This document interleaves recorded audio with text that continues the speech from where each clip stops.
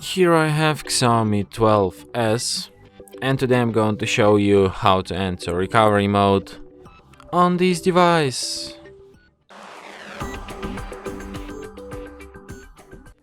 So to do this, firstly you have to turn your device off by holding down power key, then slide power off, and after it turns off completely, hold down combination of keys, power key plus volume up, at the same time for a couple of seconds like this. And after the screen turns on and you can see XIAOMI logo appeared, you can release power key and keep holding only volume up. Just like this. And after that, this kind of screen will appear.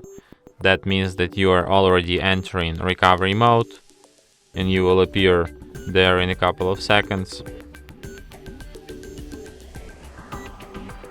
So here in the recovery mode, like, you don't really need to use keys, you can just use touchscreen, and you have options like you can install, wipe, backup, restore, mount, like settings, advanced, lots of different sections in which you have lots of different settings. Like, could be pretty useful, but I guess it's mostly for advanced users who like know a lot about mobile devices.